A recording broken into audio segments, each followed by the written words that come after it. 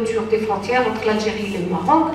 Depuis l'indépendance de l'Algérie, je pense que très peu d'années, on a joui d'une liberté de circulation entre les deux pays. Et tout ça, évidemment, remonte un peu à loin. Il remonte à la colonisation de la France, de l'Algérie, c'est ça, par la France, et aussi par le problème géopolitique qui s'est, à la suite de ces frontières, qui s'est installé entre les deux pays. Je ne rentre pas dans les détails, peut-être dans le débat. Ce qui m'intéresse, c'est que cette fermeture a créé une situation de déviance, et je vais vous expliquer, en fait, cette déviance, elle est ordinaire. Et je prends la déviance ici, dans le sens que lui donne Howard Becker, qui est, en fait, c'est le refus d'une norme par une catégorie de personnes, et ces normes ont été établies par des entrepreneurs de la morale. Et c'est son appellation.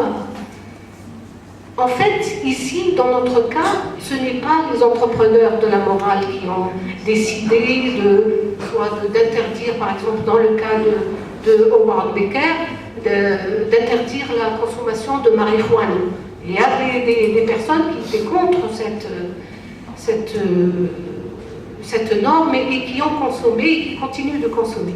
En fait, ici, dans notre cas, c'est une décision politique qui est venue mettre un terme à un genre de vie, un modus vivendi frontalier, qui est dans la proximité la plus totale. Et en fait, ce qu'on ne devrait pas oublier, c'est que ces frontières sont récentes dans l'histoire. Et même les frontières instaurées par le colonisateur n'ont jamais posé de problème à la circulation des personnes et des choses. Alors, dans notre cas, justement, parce que c'est une décision politique, est-ce que la notion de déviance peut s'appliquer à ce cas? Et c'est ce que je vais démontrer à travers mon exposé.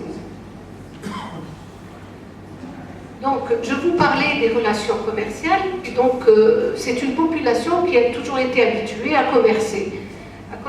Donc, la fermeture des frontières, en fait, n'a fait que rendre illégal ce qui était légal avant.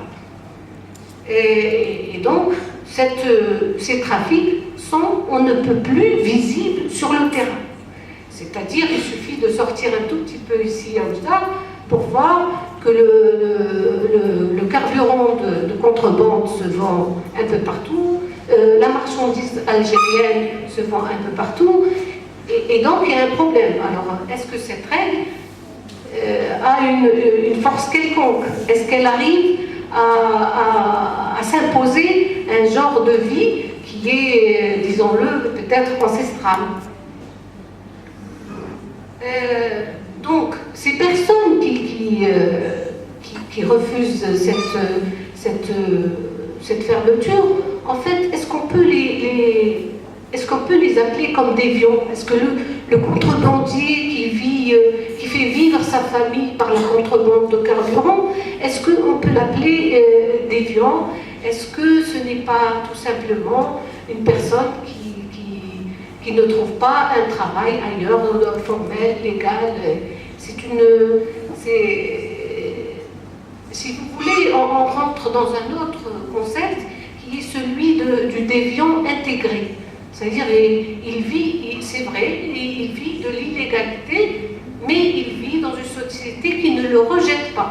Au contraire, il est considéré comme quelqu'un qui rend service. C'est-à-dire quelqu'un qui vend de la contrebande ou qui fait passer les familles pour se visiter, c'est quelqu'un qui rend service à cette population. Donc, par mon travail de terrain, j'ai fait une monographie et plusieurs acteurs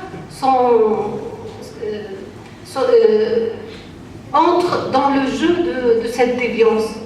En fait, aussi bien les trafiquants que la population qui, elle, consomme ce que rapporte le trafiquant, aussi bien la marchandise que les passages pour visites familiaux.